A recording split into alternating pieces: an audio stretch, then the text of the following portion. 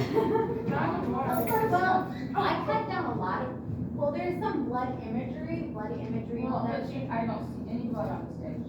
True. You will all be safe, but I'm being deliberate. Are there some, we don't have to read it. Oh, you're gonna read Well, it? I am gonna read it because, hi everybody, I'm Bonnie.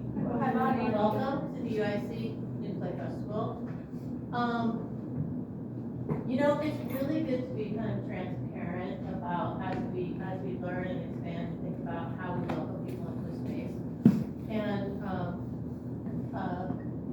one of the playwrights in the festival who identifies as disabled, having an invisible disability, asked for me to add an accessibility welcome. Now I feel like an asshole. I didn't know that part of it. I know, I'm just saying to you, you know, which is not something that always happens, but it's something, man, that we should think about always happening. I agree.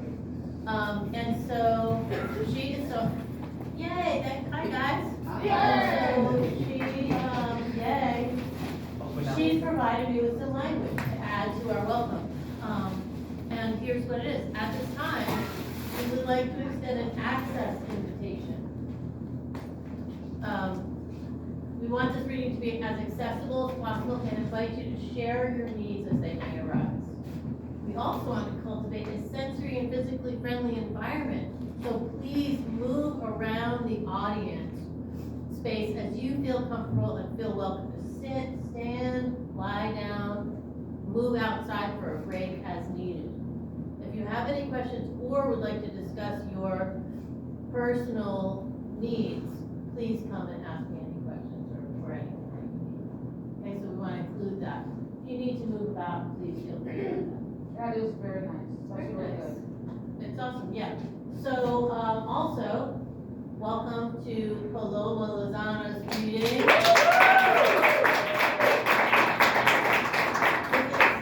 it's Limerent, right? Limerent, psychosis of the heart. Okay, Limerent, psychosis of the heart. Could you actors just introduce yourselves one at a time and the characters that you're gonna play to everyone since we don't have a program? And if you're gonna read it, you can still read it, like when you do the thing and the characters, you can still do that. But if everyone could just stand up, say, I'm so and so, and my name is such and such. My name is Kera, and I'm funeral director, background singer, and Aztec. Beautiful. My name is Octavio, I will be playing Noah. My name is Allison, and I will be playing DJ and Spanish music. My name is Rachel, I'll be playing Amanda. My name is Olivia, I'll be playing Maria. My name is Natalia, I'll be playing Vanity and background singer. Hi, I'm Shania, and I'll be playing dance captain. Hello, my name is Fernando, and I'll be playing DJ. Oh, Fernando, you guys know it. Oh, shit. You two, gotta hold it down. Wow, bring it on. My name is Fernando, and I'll be playing David. My name is Ellie, and I'm reading stage directions. When you're ready, go ahead. Limerent. Psychosis of the heart by Paloma Lozano. Scene 1. Time, night. Place, Amanda's apartment. State of mind, awake. We are in the very real apartment of 25-year-old Amanda Galvan.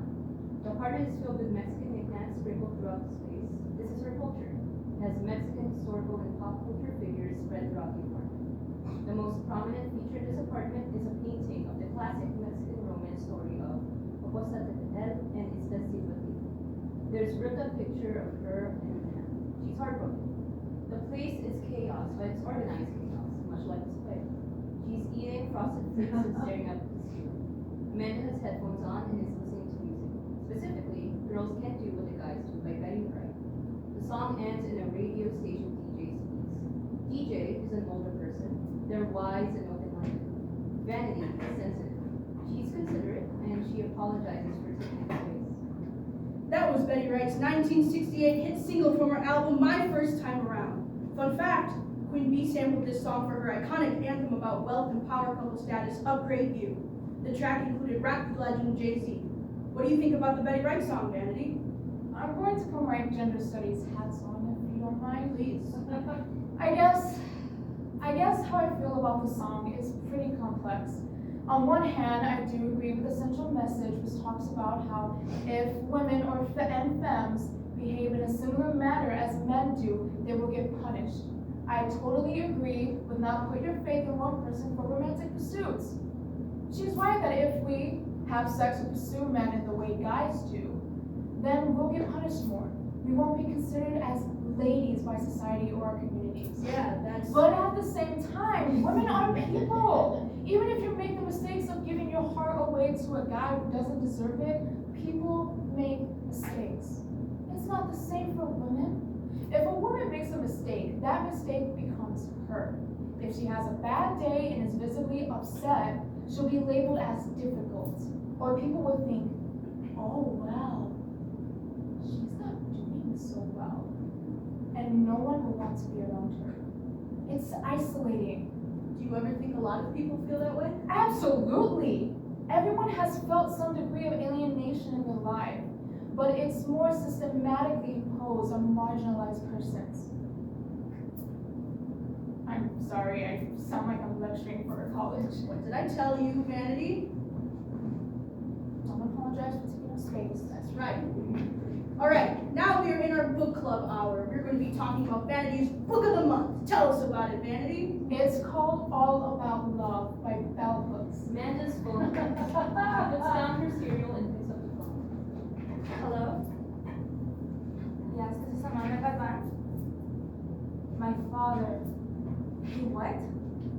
You want me to? What? Right. She's my mother. Of course, she's not okay. Let me do it. Okay, what's the address? Is that by the chocolate factory? That one, right? Yeah. It got bulldozed a couple years back. I'll be there tonight. Thank you. She hangs up her phone. Amanda takes off her headphones. She trudges towards the kitchen and grabs her keys. She walks off the apartment with a deliberate slowness. Scene 2. Time, night. Probably 30 minutes after getting the phone call. Place, the morgue. State of mind. We start with her at the morgue and then scene. Amanda is in the morgue. There's a body covered with a white sheet. It's her dad. Amanda just confirmed the body of her dead father. You can't see her, but Maria is wailing on stage. Her cries echo throughout the morgue, and Amanda covers her ears. She keeps walking, and she walks right into her apartment set and lays in her bed. She can still hear the screams of her mother. Once she's underneath the covers and closes her eyes, the cries stop. Amanda is now dreaming. She gets up from the bed. Dance captain and background singers enter. They hold Amanda's hand, guide her, caress her. They're here to help. Let the fantasy begin. Amanda is transformed. Amanda is now wearing traditional Mexican skirt. She's no longer the sad woman we saw in the beginning. She's a mixture of a Mexican movie star, Maria Félix, Dolores del Rio, and a pop star, Beyonce, Madonna, Diana Ross, Julia E., Donna Summer. Her eyes look around. She's a star. She smiles. How are y'all doing tonight?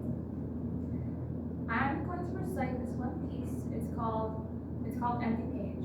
Ladies, will you help me out? You got it, Mandy. I woke up this morning thinking this was going to be another day where nothing happens. I put my pajamas on and eat junk food and listen to the radio, falling prey to my emotions. This is what I get for falling for a man who didn't even care about me. Then my phone rings. I pick it up. I listen. I go out and it's an empty page.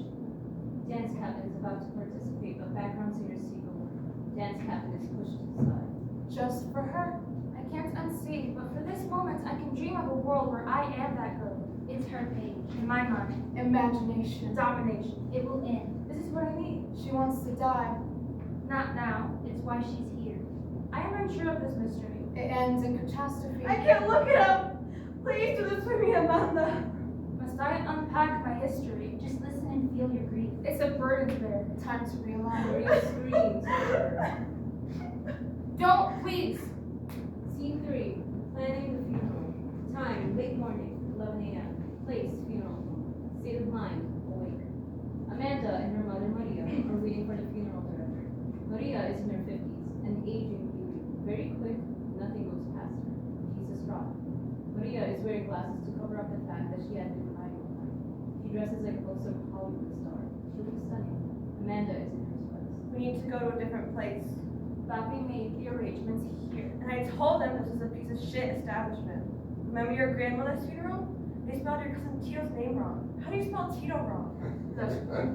Let's just respect Papi's wishes and have it here. I don't want to start over another place. The director is 15 minutes late, Amanda. When you die, you can have your funeral wherever you want it at. We're going to respect Papi's wishes and have it here. You're just saying that because you don't want to do the work of starting over. Yes, that's the point of planning ahead. So the grieving family doesn't have to experience any more stress than they already have. Noah's family had a nice funeral home. I went to one of the services for Rosita's daughter's wake. Beautiful service. Right. Still a sore subject. I won't bring him up again. Though it's been a year and your father did just die. Hey, I'm sorry for being late. Traffic was. My husband is dead. I'm sorry for your loss, Mrs. She shuffled through the Mrs. Galvan. The casket is paid for. Everything is all good, right? So we can go. Hold up. David was many things. A decent lover and an excellent navigator. But he wasn't a planner. Did you have to say that he was a decent lover? Plans for the funeral. If you'd like to see it here.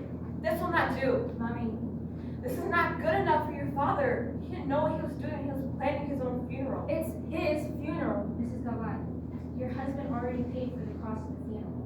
Changing all of this would be breaking contract. I can't accept this. We're going to find a different place. Mommy. So the service will be tomorrow, right? Yeah, but it seems like your mother really wants to go somewhere else. Don't worry about her. She's like this whenever someone dies. I'll get her. Just give me a moment. Amanda slowly gets up from her chair and walks to the door. Time is moving slowly and it's reflective in her movements. She opens the door out of the funeral home and we are immediately sent to scene 4. Time, afternoon. Place, Amanda's apartment. State of mind, dissociative state. It's still tied to reality. We are back at Amanda's apartment. Her mother is sitting at the kitchen table, looking through different funeral versions. Soft tunes are playing in the background. New soul, Lauren. Amanda moves in her apartment with a detachment to her surroundings. You all get what this is, right? It's sort of we're in my head, but reality gets its day in the sun. Not too much urgency. If I wanted to be bumped out, I would go back to the morgue and look at my father's. This is my apartment. Nice vibe, right? I think so. There's my mother. Maria is looking through the stack of funeral brochures. We're not going to another home, but she just needs this. You should have seen her when my grandma died. Oof, that woman is impossible to please when she's grieving. I didn't get it. I didn't get why she was being so uptight about every detail, but my dad did. My dad was a piece of shit husband for the most part, but he knew my mom. He knew and understood that this was her way to cope with feeling powerless. I guess my mom and I have that in common. If I had it my way, I wouldn't have become a writer for a feminist magazine. I would be an absolute pop star. Like, remember that music video, Ape Shit? Except I totally lean into the Mexican aesthetics. It would be so hot. I would love to live like that. It's the part of me that I hate, but I can't deny the appeal of that life. The excess, the wealth, escapism. My ex-boyfriend Noah hated that type of lifestyle. He hated my music tastes. He hated me. He's Mexican like me, and his family owns a funeral home, where apparently, according to my mother, holds very good funerals. How do you even measure that? Anyway, if you look at us on paper, we don't make sense. Noah is a former gamer who sort of got caught in the right-wing war called Me. And I'm a feminist writer for a publication called Girl Power Magazine. Our first date was like, They're both eating. The air is tense. Very, very bad day. No sparks. are there any movies you like? Paganito? I've heard of that one. Have you seen it? No. It's not my cup of tea. That's our culture right there. It's not though. What? Just from what I know, Apocalipto is depicting the Mayan civilization, which is mostly in Central America and Southern Mexico. We're Mexican, specifically in the northern region, so the indigenous people would be the Aztec people. Is that so? Actually, in the Aztec era, there were so many tribes, but there was like this hierarchy about it. The Aztec Empire really looked down on the nomadic tribes, who were mostly in central Mexico, because they didn't really go as hard with the sacrifices as the Aztecs did. You just said that.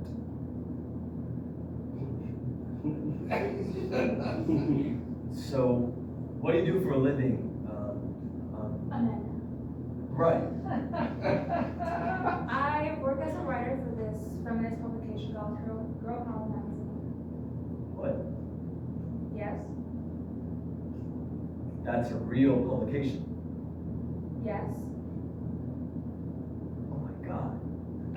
Okay, so someone woke up one day and said, I'm gonna name a magazine a corny ass name to spread bullshit lady propaganda for ladies? Lady propaganda? Don't tell me you actually believe in that shit. Are you kidding me? No. Look, there's been a lot of progress, but there's been this backlash. Hey, in fact, I think women are not the new men. What? Well, women have all the power now. Women are getting these college degrees and fancy ass jobs. Men feel so lost. I don't know what to make of this new world you're living in. I mean, what does feminism do to help me? Liv snaps her fingers and turns to me. See, this is where he stumped me. I kind of agree with Noah on this one. I don't agree with him at the conclusions he's drawing. The thought that women are the new men is very stupid. Yes, women have made such great strides in terms of employment and education development in this country, but it's very misleading. You know the Equal Employment Act? You know who benefits the most? White women. I'm not white. It's so reflective in how mainstream feminism treats them, in how mainstream feminist treats concerns of poor persons of color. This Girl Power magazine's politics were so individualistic and flawed and white. We're selling this young women the idea that if you bought this candle from this non-binary lesbian anthropologist, then you'd be slaying the patriarchy. This was literally something I had to write about. I wish I could have told him that. I wish I could have told him that I fell for him. I could have told him, no, a visionary feminist philosophy that addresses concerns, bell hooks. But I didn't feel that way at the time. I was so consumed with anger and frustration for a man like Noah to say such outrageous shit like that. I did something problematic. You're a fucking dumbass. Hey, look, I'm not the most smartest guy in the world, but I do know how it feels like to be weak. How girls treat guys who aren't these walking J. Crew models. It sucks. Hell, I mean, you're just like me and you're treating me like shit. How am I like you? You're a fat girl. Oh, wow. Typical misogynistic bullshit. Amanda, right? Do you think a guy like Ryan Gosling? I love him. One time I watched The Notebook 8 times in one day. Of course you have. Do you think that he would go out with a girl like you? You don't know my head game. Hey, be serious. He's with a brown Latina. Eva Mendes. Yeah, I've seen her. You're no Eva Mendes. Okay, ass face, what is your point? See, my point is, I noticed something very weird going on with the women looking like you. Women who delude themselves into thinking they can get with a guy like Ryan Gosling. What is your problem? Look, I'm just trying to keep it real. Amanda, you're funny, you're smart, you're beautiful. They don't see your beauty. Right? In your beauty? No. No. You're a beautiful woman. You're fidgety, nervous, but you're cool. Noah, why are you now just being charming? My God, you couldn't have amped up the charm when I was going on and on about Aztec rituals and apocalypto? I was struggling. I had to make you work for it. Noah moves forward and grabs her hand. Amanda blushes. Now, I know this is wrong to do to a woman. Negging is not okay. The healthiest and most sustainable path to a lasting relationship is being forthright and honest with each other about your feelings, sharing with one another, compromise. That's love. But I let him be my pussy that night, so that was the start of our relationship. In my defense, I had never had any guy tell me I was beautiful. Whether he meant it or not, it didn't matter to me. He said the right thing at the right time, so he had my heart. I needed that.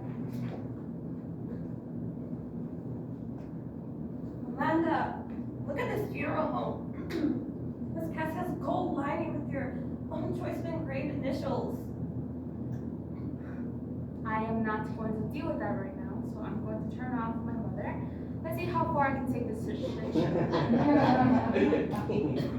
For time, late afternoon, evening. Place for mind, state of mind, full-on association. Dance captain rises from the midst of smoke. We're going to turn those tears upside down and make you forget he ever existed. You just need a little push. They beckon upward at an empty balcony. Amanda is high up on the balcony. She dresses like a ballet folklorico dancer. Okay. I know it's a bit much, but I don't need to explain the appeal of this. Amanda is handed a fedora to dance captain. Okay, now drop the beat. A beat is wrong. Now, I want you all to snap your fingers to the beat. Snap your fingers. Okay, good job. We're all doing great. Now, I'm going to bring in my girls. Ladies. Now, this piece, folks, is about when you love someone and you give everything you got, but they don't share that same energy with you. I know, it sucks. It really does. But this song, this piece, is about reminding yourself that you are the shit. You're valuable and special, even if that person doesn't treat you that way. So here it is. Dreams of wishes that might be true. Hoping you'll fall. And take with me. Just like I have with you. Even though that's the last thing I should. Cause I am beauty. I am brains. I am all around. A bit insane. But I'm worth the trouble. If only you'd see. Yes, I'm respectful. But I'm cute. I'm a bit sentimental. Get stingy. And you'll never find a girl like me. Cause I am beauty. I am brains. I am all around. A bit insane. And you'll never lose when you're with me. God bless me. Shit's so deep. It's no wonder you can't keep up with me. If only you had the sense to see. My brilliant eyes and chunky thighs to a rounded belly that keeps me in line. Sing it with me. 'Cause I am beauty. I am brains. I am all around. A bit insane. But you can't see past your hatred for me. This is why you'll never have me. You'll never hold a candle to me. Will you see the light that's guiding you to me? Amanda's apartment. Maria is still looking through each brochure. Amanda collapses on the ground. Maria sees this and immediately gets up. Amanda, I think you need to see a doctor. I just need to sleep it off. Mija, think about your health. Did you choose a new funeral home? Forget the funeral home. We'll stick to the piece of shit establishment. You need medical attention. I'm going to bed. Maria looks at the stack of brochures on the table. She goes to night. Scene 5, time, night. Place, her mind. State of mind, sleeping. Enter Noah. He has an acoustic guitar.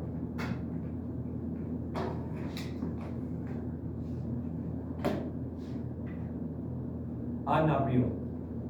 I am based on the memories of the real Noah. But this dream, I love her. I love her more than I dare to love anyone. But this is Amanda's limited perspective. This is all the best parts of Noah. It's her brain creating this physical manifestation of me. This is how she imagines me. A man with guitar and the power to say how I feel about her. She wishes he was open, loving, and honest. I gotta tell you folks, there's a very convincing argument that Noah didn't love Amanda. I threw a plate at her head. It was the only physical abuse I committed against her. She'll never really know what's going on in my head after I threw the plate at her. But she saw my face. We were together for a long time, so she could read me pretty well. This is Amanda's educated guess at what I was thinking. Are you ready to hear it? Oh my God, I've become like my father. How did I get here? If you knew me when I was in high school, you wouldn't have thought I'd be hurting women like that. I was such a scrawny nerd in high school. I played video games and had bad acne. All the girls I liked were into jocks with muscles, and they laughed at me. It's very cliche, but it's true. I wanted the girls who were out of my league, models, Eva Mendes. God, she's hot. I decided when I turned 21, I'm gonna be the guy who gets the girl. I wasn't going to be this whiny little nerd who always bitches about feminism. I guess I was still like that. But you know what I mean. Got in shape, I dressed better, it worked. Women started noticing me more. I didn't feel as insecure, but something else inside of me changed. I gave women a taste of their own medicine. I treated them as disposable trash, and I enjoyed it. When I went on a date with Amanda, it wasn't because of her looks. I think she's beautiful, but she's not the girl I'm happy to be seen with. I went out with her because she was a challenge. I succeeded in that challenge. I ate her pussy. Either way, it ended in disaster, and me having to get a new car. Also, Amanda's mother hated me. You'd think it'd be for valid reasons like, oh, throwing a plate at her daughter's face. Maria walks in. That man, oh, his skin is so dark. Think about your children, Mija. You know how hard it is to be brown? You have to think about these things. I know it's fucked up. I'm just telling you like it is. I don't want to fight with you about this. What does colorism mean? Yikes. Maria isn't unique on this point. My dad told me the same thing when I started dating. Marry a light-skinned girl. That way your kids will have a chance.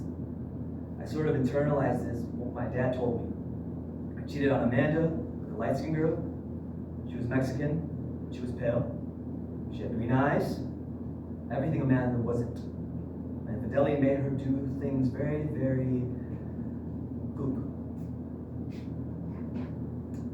This is a memory of when Amanda and Maria had a heart-to-heart the day after Amanda's set my car on fire. Maria and Amanda are in Amanda's section. Mandy, this is bad. You really fucked up this time. Mom, I'm already beating myself up over it. Yeah, but you stalked your shit ex-boyfriend and burned his car. Noah. Out of all people, Amanda, Noah. Why? Why him? I love him. Oh, cut that shit out. When you were with him, you come home bawling your eyes out. You threw a plate at your face. Remember? Yes. Every time he commented on your body, how you would look at every other woman right in front of you. In front of me. Your own mother. Do you remember that? Yes. Then why did you chase after him, Amanda? I'm so proud of you for standing up to him and leaving. This doesn't make any sense. Don't act all high and mighty, Mom. I learned from the best to put up with men's bullshit. Listen here, little girl. You come into my house with tears streaming down your eyes, confessing that you burned your mediocre ex-boyfriend's car. You couldn't handle the fact that he moved on and impregnated the woman he was cheating on you with, right after you broke up with him. I want you to understand the kind of trouble you're in. I want you to understand that you threw away your entire life for a man who got his dick wet right after you gained the backbone and left. Don't put your shit on me ever again.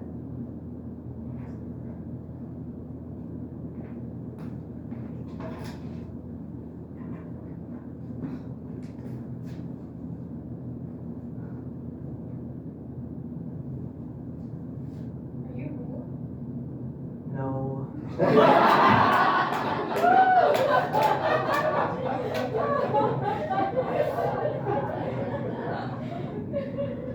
did I do it? Why did I do the thing you're not supposed to do? Do you want to hear your thoughts? Okay. In the end, just remember the love you had for that person. You don't remember the resentment. You don't remember the anger. You don't remember the backstab. You remember that you cared for that about someone. And somehow that's worse than anything I just mentioned. Because in the end, all you have is this grief over someone who hasn't even really died yet. That somehow dissipates when you realize the little that you did lose. While some of that was breadcrumbs, but to you in that moment, that was everything. People could tell you you deserve better. And you're right. Noah, please come back to me. I'm not Noah, Amanda.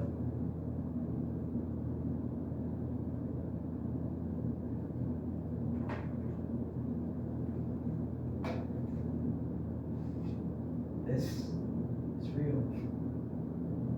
Your pain is real. You're real. I'm not real. You know it's true. That's what I'm scared of. You have to face him. His face? Oh shit. Fuck. No, not that. His face?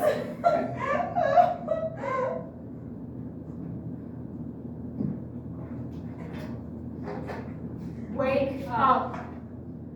Let's up. Scene 7, time, morning, 8 a.m. Place, Amanda's apartment. State of mind, awake, present. Amanda wakes up in a cold sweat. Maria is sleeping next to her. I'm alive. What did you say? Pancakes are great. You want me to make you some? You need the energy. You have a full day ahead of us. You have to be at the parlor at 8:30. I'm going to sleep in for another 2 minutes. One day, you need to get out of your head and face what's right in front of you. Scene 7, time, morning. Place, Amanda's dreams. State of mind, asleep. An Aztec princess sits in the middle of the stage. The music of her ancestors plays through the speakers. She looks at the Aztec warrior prince. A rope fabric goes down below. Aztec princess pulls up on the rope. During the scene, a beautiful Spanish maiden slowly enters on the hill. Dance captain and background singers enter.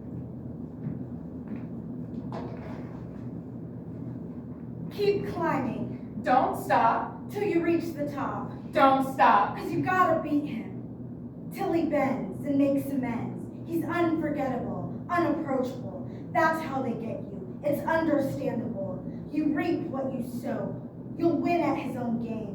Your daddy was the same. Don't stop. We didn't want to mention him, but since you are chasing him, let's recite this infectious hymn. Don't stop. You see a young girl you identified with the emotional beatings your mommy adored. Don't stop. By the hands of a man who you put on a pedestal. He was unaware you were there. Don't stop. But repressing these memories just to get your prize is nothing short of lunacy. Wouldn't that be unwise? Don't stop. Don't manifest your mind as a maze. Don't ever forget that. Cycle repeat exclusive ways. Don't stop. Stalking a man isn't going to get his attention. He enjoys the game. You're playing into his hand. He's going to betray you. He's no god. He's just a man with a haircut. Don't stop. You're better than this. Don't stop. Don't stop. You're better than this. Don't stop. Don't stop. You're better than this. Don't stop. Don't stop. You're better than this. Don't stop. Don't stop. Amanda! She makes it to the top and sees her love, but the Spanish maiden beats her to it. Aztec warrior prince stabs her in the stomach, then kisses the Spanish maiden in the mouth. Scene 9. Time, 9:30 a.m. Place, funeral parlor. State of mind, awake. Maria pulls at Amanda's headphones and Amanda's head falls forward. Amanda, you need to get to the church. You've got to get it together. I need you. I can't do this alone. Amanda! Amanda? She's gone. Scene 9. Time, 9:30 a.m. Place, her mind. State of mind, dissociation. The Aztec warrior is dancing with the Spanish maiden. It's a dangerous dance on the floor. Amanda enters.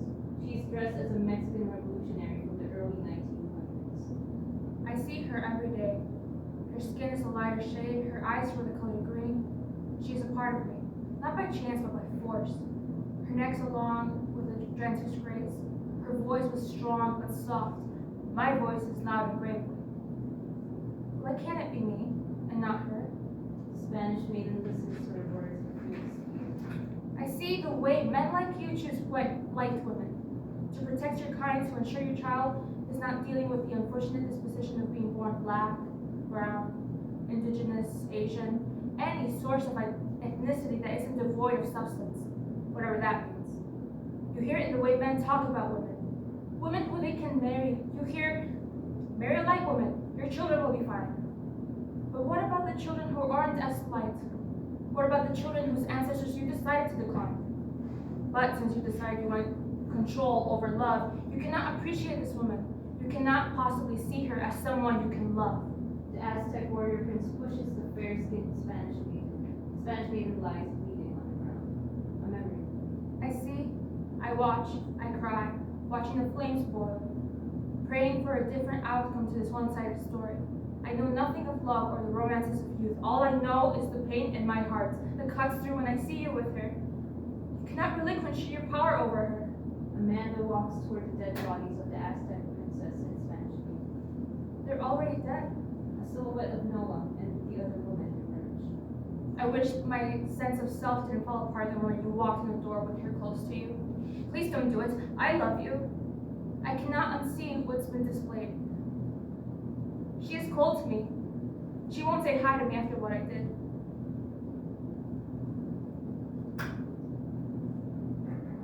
Amanda, what's wrong?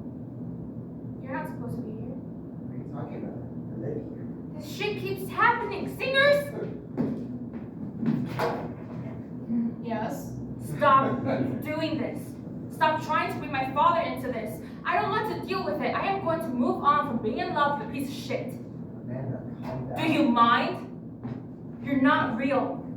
My father never gave a shit about me. It's not true. Amanda, I apologize to you. Stop.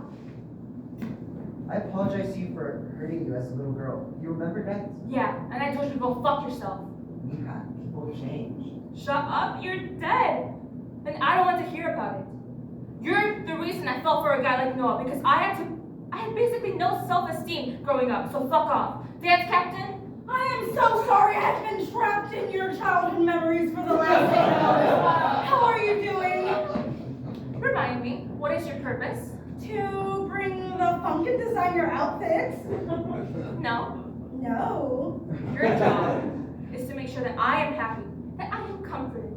You are a Disney movie to me. You got that? For the last 2 hours, I have been living a fucking surrealist nightmare. I'm going through it. Okay. How about this? Just a thought. Therapy? Fuck off. Scene 10. Time, 10 a.m. Place, a memory. State of mind, dissociation. Amanda is at her apartment. She's dressed in modern clothes and looks down. She looks confused at where she's at until she turns her head to see Noah yelling at her. That's not true. Well, how else am I supposed to make sense of you not responding to my text? There comes a point where the meet a girl act goes a little bit too far. You might want to think of a new identity before you turn 40. What does that mean? You're clingy, Amanda. Most guys don't like that. How am I clingy? You called me 6 times last night after I went home. Well, how else am I supposed to know that we're at? That's fucking weird. I don't want to be around that. What? You're out all night. I just want to make sure you're safe. You don't trust me. Yeah, I don't trust you because you haven't earned it. Do you see what I mean? I apologize. I did the Hail Mary. You're a Catholic. You're supposed to be cool with that. I'm an atheist now. You know what I mean, beautiful? You don't think I love you because I don't show you love like Ryan Gosling, you know? You want me to share my feelings with you? You don't even trust me. Crazy about me.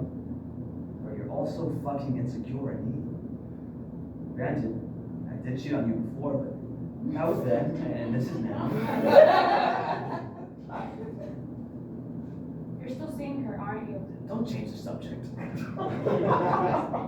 I saw her number on your phone now. That's an invasion of my privacy. You still have feelings for her. I see it whenever you look into my eyes and we make love. Making love? You sound so corny. But it's true though. You aren't being as romantic with me like in the beginning. You said things would be different this time around. Amanda, stop being a bitch. Stops himself. Amanda curls inward and begins to busy herself around the kitchen.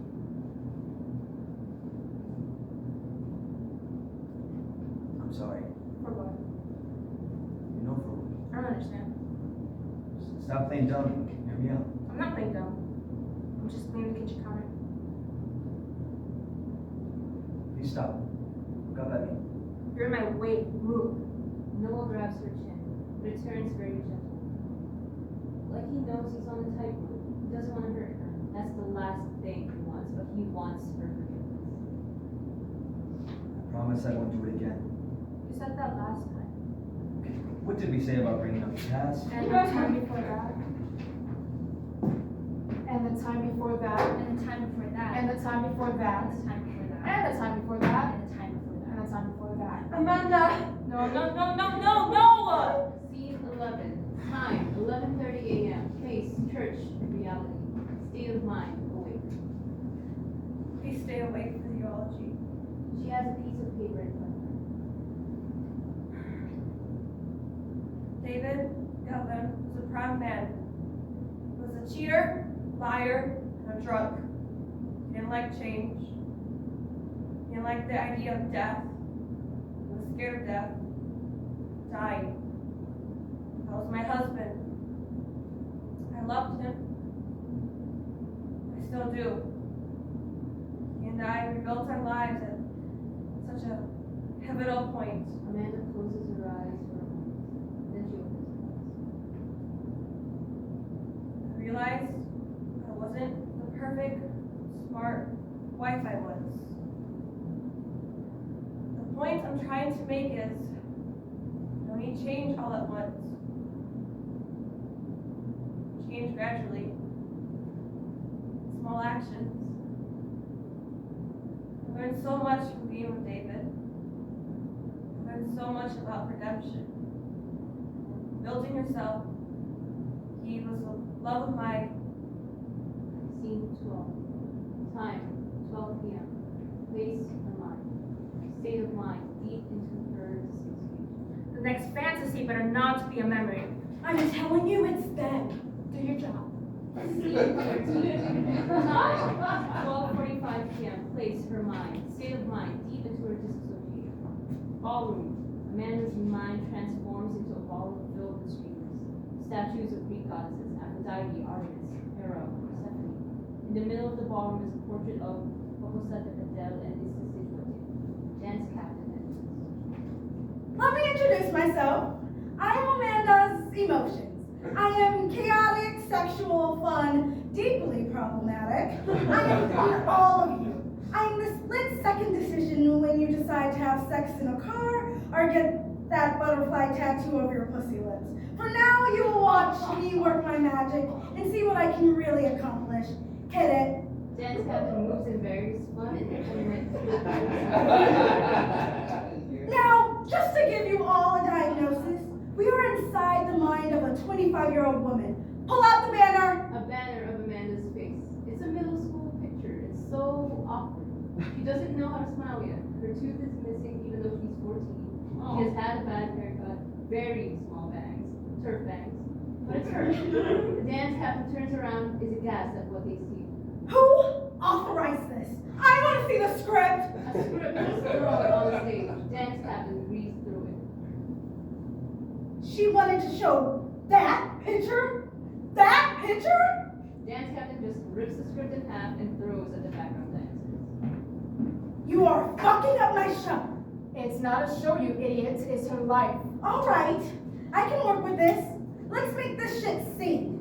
Amanda controls this world, but I remind her what feels good. I protect her.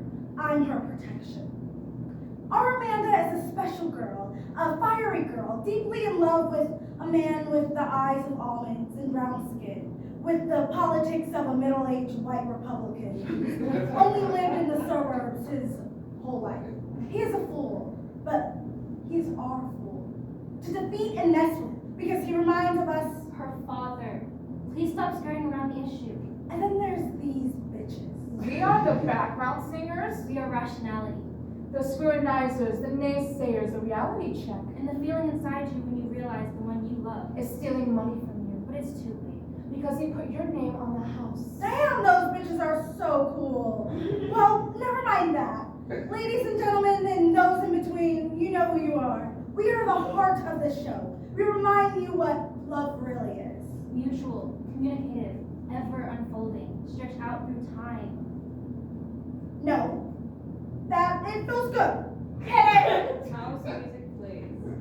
Welcome, lesbians, bisexuals, transgender folks, and anyone who feels fruity tonight. Can I get a oh, baby?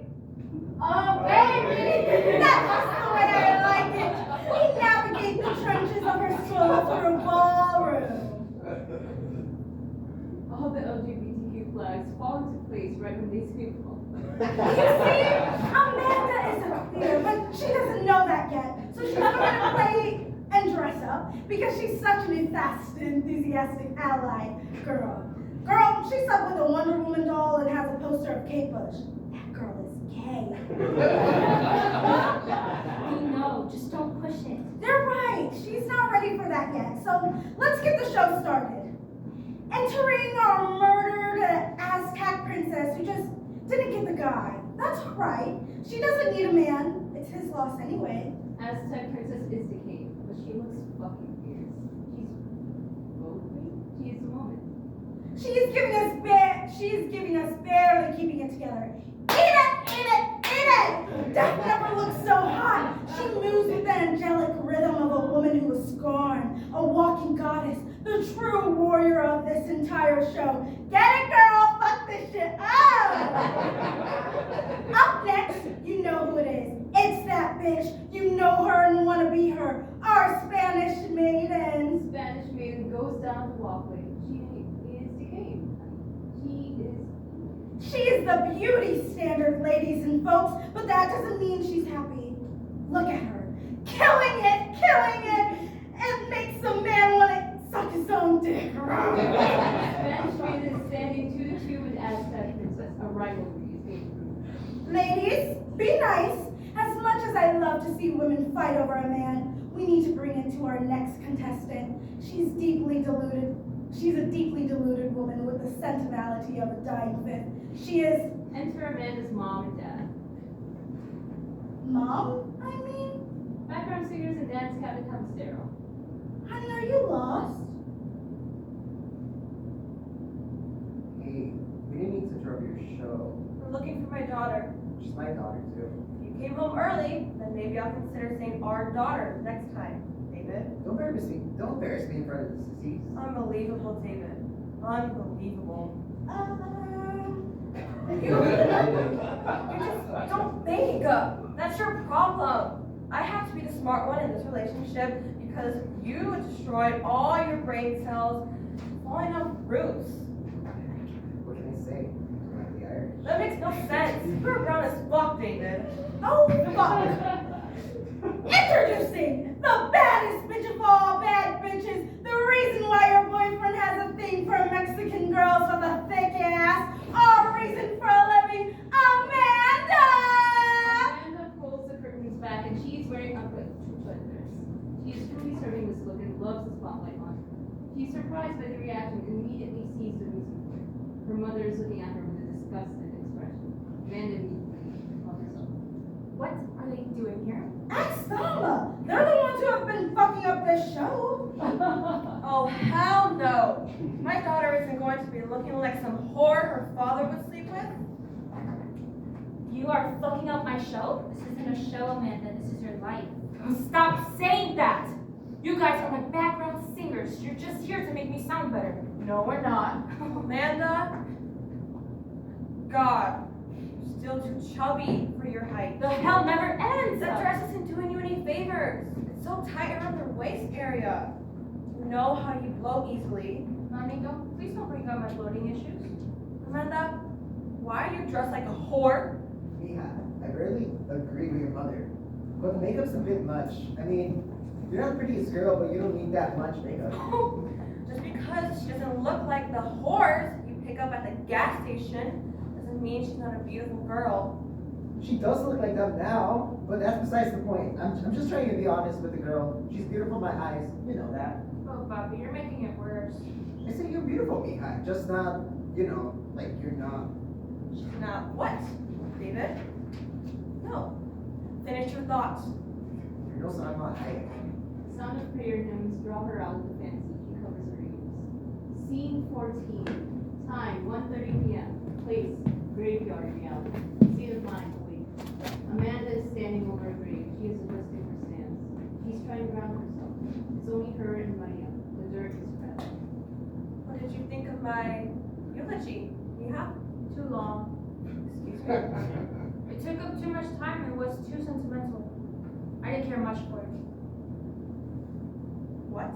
I also disagree with everything you said. I may be in grief. I won't put up with your shitty attitude. Bobby is dead. I don't have any good memories of him. I think I'm allowed to have a bit of a shitty attitude, don't you think? You need to get it together and hear with me. I'm good. Does your behavior sound normal to you? I've heard your lecture. I know what's wrong with me. It's because of you I'm like this. I'm tired of walking on eggshells around you. All day, you've been going in and out, in and out, in and out. I need you and you can barely give me the time of the day. I saw my father's ripped up face with his brain sticking out because you couldn't muster the strength to face him. That's how I'll remember my father, with a ripped up face with his brain sticking out. I sacrificed my sanity for you. Don't put your shit on me ever again. You've barely been here ever since you burned Noah's car, chasing after a man who doesn't even love you. How pathetic is that? Amanda slaps her mother. Maria's eyes widen. Amanda realizes what she just did. She runs out of the graveyard. A spotlight follows her as she runs into the audience. Scene 15. Time 2 p.m. Place in her mind. State of mind. Dissociation. Amanda runs back to her mind. She's out of breath and cannot stop crying. Dance captain and background singers are blowing back. This is all your fault. You know that, right? Hush! She needs to understand. Understand what? You're making a mockery of her pain. We are showing her the root of her pain. Okay, I get that. Counterpoint. She knows that already. What you're doing to her, it's not helping. It's sadism. What do you want us to do then? We are her rational side. Being rational means you have to see the truth. Oh, eat shit! All you've done is make her slap her mother. It was inevitable. She was being a bitch. Hey, that's my job. I'm her emotions. I don't want to be having this conversation with you. I want to be sexy. All of you shut up! You guys are supposed to help me. All you've done is made me worse. I broke up with Noah and burned his car. Then my dad died and I had to confirm his body. I had to look at his ripped up face. You guys didn't help me. It just made things worse. I can't seem to get through my day without wanting to die. Background singers and dance captains stare at Amanda. They are ashamed. Oh my God. I thought we were helping you. We just don't want you to make the same mistake again. I just want you to have fun and live your life. I didn't know you felt that way. Oh my God, I'm supposed to know that about you. You both are part of me. It's time I took charge of my own mind. One last fantasy, and then I'll face the world. Background singers and dance captain forms her. Flickers of light and stars vibrate around. Amanda snaps her fingers. Scene 16. Time 4 p.m. In her mind. State of mind, the last association. Amanda is wearing her funeral clothes. She looks at peace and is ready to face what her imagination has in store for her. The Aztec princess and Spanish maiden trudge towards her. They are at the very late point in the decomposition process. The zombified Aztec princess and Spanish maiden kiss Amanda's forehead. Amanda looks up at both decomposing women. They help her get up. In this sequence, the trio engage in a sort of symmetrical dance with each other. We are you. You are us, You are not alone. and you never will be. Stay strong. And remember who you are. Contradiction. The pain. The loss of innocence. That's part of the game. You win when you submit. And admit when you were wrong. Loss is a state of being. It's just a matter of direction. A bump in the road isn't defeat. It's just part of the retreat. We were made of the blood from ancestors who prospered and protected. And ancestors who pillaged and demanded to be respected. This is the meaning of being Mexican. A beautiful lineage that grounds you to the earth. That is your incentive. Scene 17. Time 8 p.m. Place Amanda's apartment. Reality. state of mind, awake and sober. Amanda opens the door to her apartment. A bunch of leftovers in her kitchen. Maria is there washing dishes. Sabona me by Adi Gomez y los manchos souffle. Mommy, I am so sorry for slapping you. That was uncalled for and disrespectful, and I deserve to be punished. You want some pozole? Mommy, I am so sorry for not being completely here with you. I know that this has been a really... Did you eat? No? Sit. It's been a long day. I love this song. Papi did too. Maria brings Amanda some pozole with a glass bottle. Amanda eats her food and Maria sits with her, studying her daughter. I'm usually used to you watching me eat, but with a hint of disgust and big concern over my health. I just want to make sure you're okay. Why are you acting like this? You lost him too. You're never this nice to me. I know. I don't always know the right thing to say to you. You know I think the world of you, right? Not really. Amanda, I'm too tired to fight with you. Please. I'm here. You don't have to deal with this alone. No word from Amanda. Maria stands up and starts pulling Amanda's hair. Your father and I went to therapy. What? You and I were at crossroads. Couldn't deal with the years of neglect and fidelity. So I filed for divorce. I had a plan. I had this vision of myself. I was going to be this independent, free woman. I would take lovers, go to art museums, watch foreign films, travel the world, take out books in the library. I'll be free to explore the side of myself. Did you? Maria stops braiding Amanda's hair and grabs a photo. Yes. Amanda looks through the photo. Photos of their trips together. David is looking at Maria with more eyes. But, wait, I'm confused. How are you able to be this kind of woman when you didn't tell Papi? Maria goes back to holding Amanda's hair. I was becoming in touch with my desires. It was to the point where I couldn't really see a future with David. He wasn't the young, sturdy, reliable soccer player who stole my heart. So Papi wasn't sexy anymore, that's why you didn't want to be with him? Maria pulls her hair. She stops herself. She caresses Amanda's hair and still continues. I'm saying that feelings change, Amanda. And after 30 years of being the perfect wife, I got tired. You actually inspired me. What? You're right about your father. He was a misogynistic pig who didn't respect women, and he would tell me every day that I should leave him. Amanda, you reminded me of my worth when I couldn't see it myself. I don't believe that. You were always so defiant towards your father and challenged him. Challenged him? He never listened to me. Yes, he did. All those years of telling him off did something to him. Because when I told him I was going to leave him, he crumbled. Crumbled? He cried, Amanda. He cried like a little boy. I can't imagine Papi crying.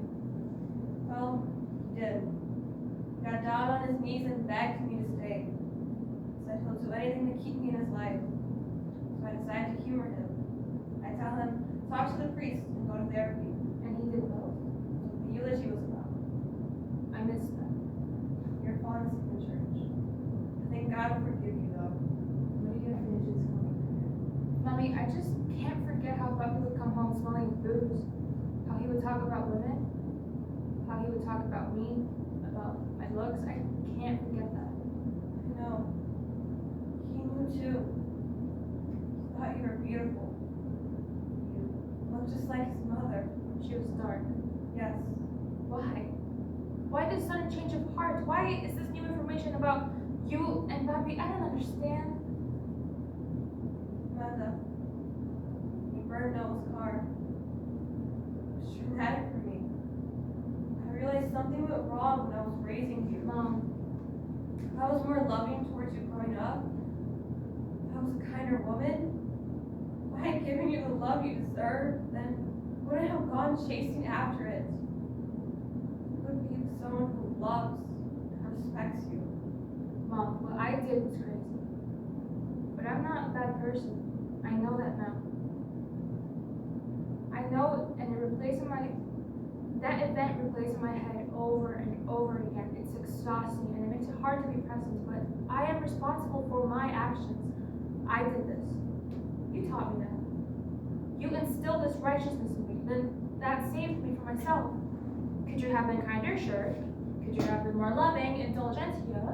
But you never did that, and I'm better for it. Thank you. That doesn't mean you aren't a bitch sometimes. Gloria quickly gets Amanda off. Amanda's phone vibrates. She looks at her notification. It's Noah. He says he's sorry for my loss and he wants to meet with me. Okay. He doesn't love me. This is sort of what I always wanted, though. I want to talk to him.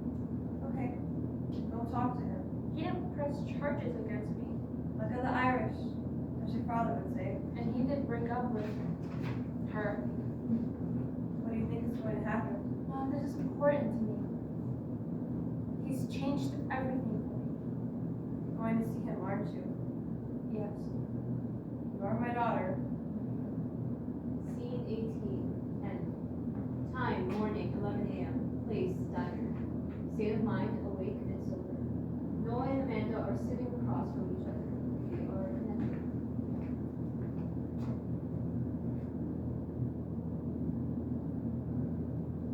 So how have you been? Been better. My condolences to you and your family. Thanks. I know you're wondering why I invited you out to you. No, I was wondering if they sell raisin bran here. Still use sarcasm to protect yourself from discomfort. So observant. We were together for a long time. I read your article. From Girl Power magazine? Yeah. You hate that magazine. No, I hated the name. Which article did you read? The one you made a couple days ago. It was about the book All About Love by Bell Hooks. Amanda is shocked. Noah takes out a piece of paper. It's Amanda's arm. He reads it out loud. The tale of how I coped with the death of my dad. The tale of how I ended up chasing and burning his car of the man who cheated on me. The tale of how I turned my ancestral heritage to find reprieve from the shitstorm I created for myself. The tale of how I made a connection to my parents' shitty marriage, the relationship dynamic I had with the man that I fell in love with. This is a story of a girl who fell too close to the sun and somehow came back to life, like a phoenix. I don't know if Bell Hooks had specific details of my situation in mind when she was writing All About Love, but I can tell you this book changed my life. Thanks to Vanity and DJ from Hurt Lovers Radio for the recommendation. You read all of them. Why? For my daughter. Noah pulls out a picture of his baby girl. He passes it to him. When I first carried my daughter, I saw you. I saw your tears. I saw your pain. I saw you as a person. I don't think a lot of guys admit this. We aren't taught how to talk about our feelings. I'm gonna be honest with you, Amanda. I was scared to love you. I was scared if I loved you, then you'd have the power to hurt me. Instead, I hurt you. You deserve better. I'm sorry. Noah, I forgive you. I'm sorry too. What? It takes two to tango, Noah. I was not a good girl. I never trusted you. I never really listened to you when you were trying to be vulnerable. I didn't see you as a person. I just made you out to be my enemy. I also stalked you and burned your car. I'm not proud of that. Thank you. I didn't expect you to take responsibility for anything. I was the worst. God, I hope my daughter never ends up with a man like me. You know, Noah, my parents went to therapy. They worked on themselves and chose to be together. I know that won't be our journey, but I see things differently. You deserve to be happy. I hope you can forgive yourself because you deserve love. Noah's phone vibrates. He checks on it. I have to go, but I have to go pick up Madeline from her mom's. Noah stands up. He leaves on the table. pay for lunch. Bye, Amanda. No exits. Amanda is by herself. Goodbye. Amanda puts her headphones on. She smiles to herself. The sun is shining. She's at peace. End of play.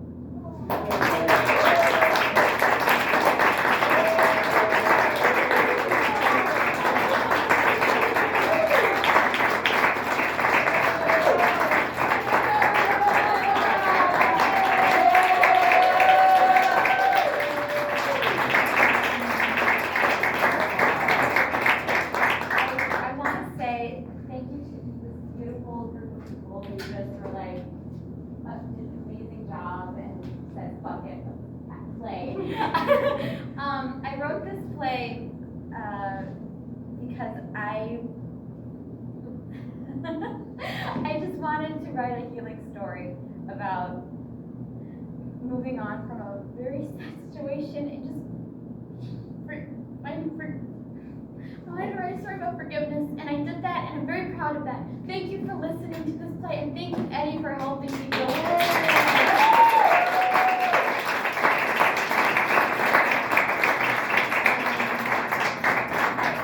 I don't know what else to say. Thank you, Bonnie. You guys, you saw the play when it was in an inception, and it was very different. And thank you so much for encouraging me to continue writing this play, and thank you for making this.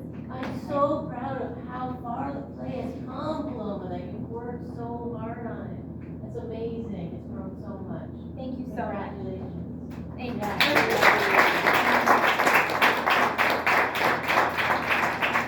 I want to thank Octavio in particular. Thank you for helping me give a heart to Noah. Thank you so much for helping me. Thank you. I love all of you guys. Thank you for helping me. Thank you all. And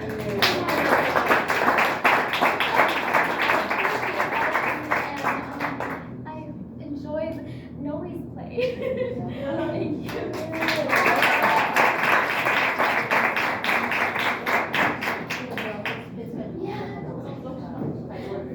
Thank you. Thank you. I'm sorry. Yeah, everything's great. So, after stand-up, think about. Yes.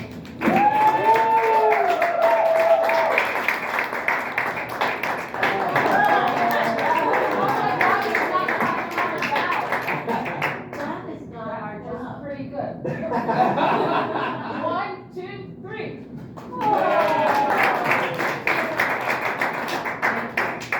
Okay, so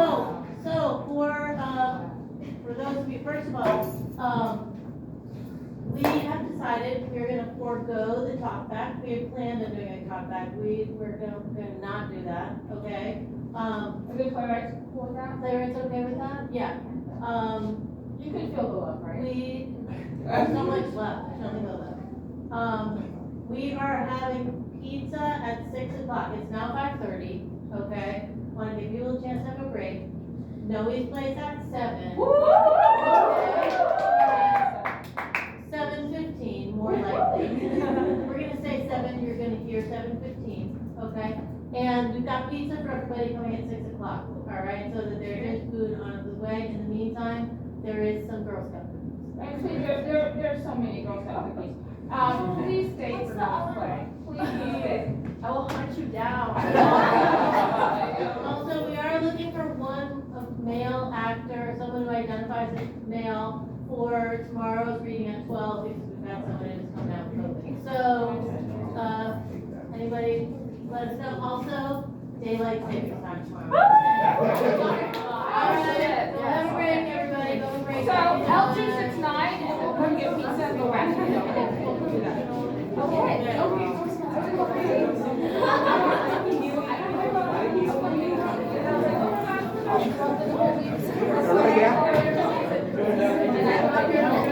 Some of those that celebratory things here.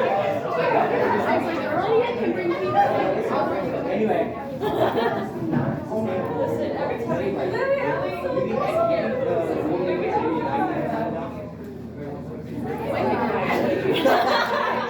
it doesn't matter what I fucking eat it.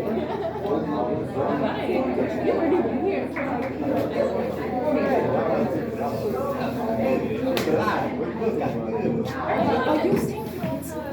Are you saying I'm not eating that, but I'll save her. Are you an actress? Oh my god! I want to be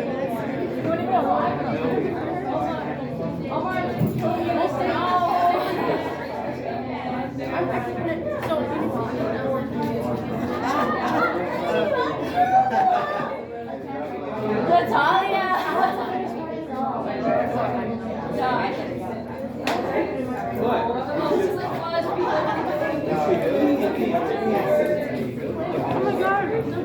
Are they recording? Oh, it's live. Go Rachel.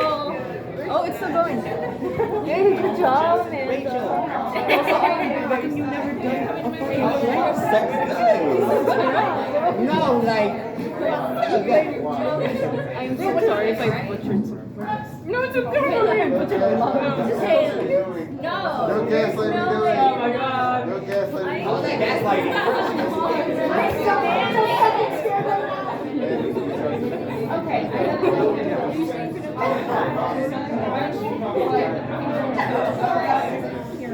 You have been here all day.